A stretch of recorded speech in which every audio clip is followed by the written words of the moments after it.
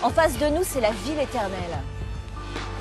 Oui, c'est la rencontre des religions.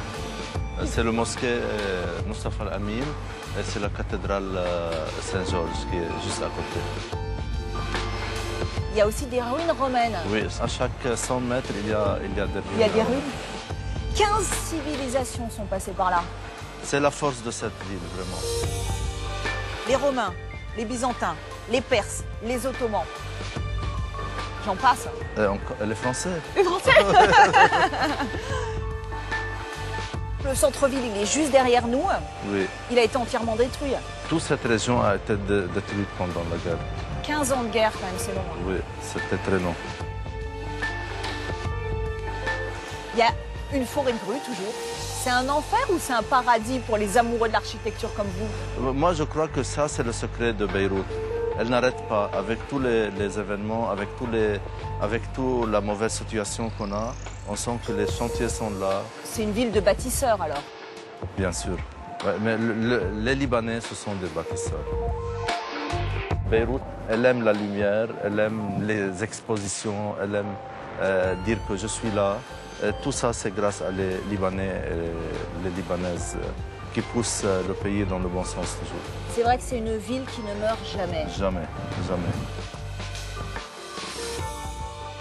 Bonjour Elissab. Bienvenue. Bienvenue dans votre Beyrouth des Arts. Cela fait des années que vous illuminez les podiums avec vos créations haute couture. Vous habillez les plus grandes stars de la planète, les têtes couronnées. Bref, vous avez placé le Liban sur l'échiquier mondial de la mode. Alors évidemment, dans cette émission, on va revenir sur votre parcours. Mais avant, vous avez eu envie de nous faire découvrir la Beyrouth Art Week. C'est une exposition à ciel ouvert. On y va? Bien sûr. Grâce à la Beyrouth Art Week, l'art contemporain pousse les portes des galeries pour s'installer dans les rues et les boutiques du centre-ville. C'est donc un large public qui peut contempler ces statues monumentales et découvrir le patrimoine historique de Beyrouth.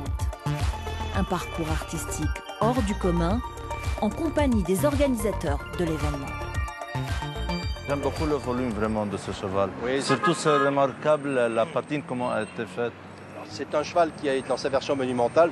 Il a trouvé une place merveilleuse à Beyrouth, qui est une ville qui ne pouvait qu'accueillir des choses belles, puisqu'elle est belle elle-même. Oui, et la patine, pour vous répondre, c'est un bronze donc, qui a, comme la plupart des bronzes, une patine qui est faite à chaud, avec un système d'acide que l'on passe et qui permet d'avoir la couleur que l'on désire, et surtout une grande stabilité qui permet de le mettre à l'extérieur, comme c'est le cas aujourd'hui. Vraiment, c'est remarquable la façon de faire.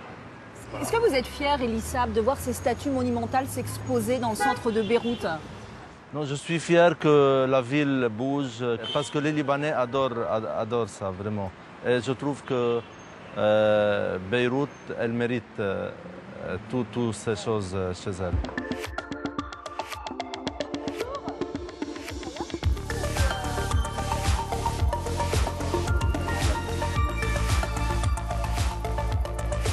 Bien sûr, le sujet est assez visible, c'est une orchidée. Maintenant, il y a d'autres symboles qui interviennent. Et bien sûr, c'est un sujet beaucoup plus sensuel que nous propose Mark Quinn. Quand vous allez la regarder de près, c'est toujours le système du microcosme et du macrocosme. Quand on agrandit un détail, on découvre des choses beaucoup plus importantes, sensuelles, érotiques. Et c'est exactement ce dont il s'agit. Qu'est-ce que vous en pensez, Elie? Moi, j'adore ce qu'il fait, vraiment. J'aime comment elle est patinée en blanc. Je trouve que cette peinture a donné une dimension de volume très importante. Ouais, c'est vrai qu'on voit bien le relief là. Oui, j'adore. Et elle devient monumentale, vraiment. Oui. Qu'est-ce que vous en pensez? Est-ce que l'art, la création, que vous connaissez bien, ça peut être un remède contre la guerre, contre l'obscurantisme? Je trouve que c'est le seul remède qui éteint la guerre, vraiment.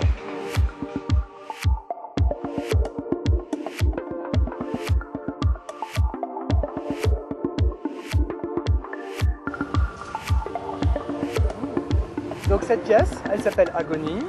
Elle a été créée par deux artistes, Gilbert Debès et Claudia Elissa Chahine. Ils sont tous les deux libanais. Et celle-ci, elle a une très belle histoire. Dans la montagne, sur un chantier de construction immobilier, ils ont trouvé cet olivier qui a été déraciné pour construire une maison.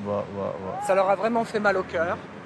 Et c'est ça donc le discours. C'est l'agonie de la nature face à un urbanisme qui ne fait qu'augmenter. Et c'est le cas absolument partout dans le monde, mais c'est quand même assez particulier au Liban.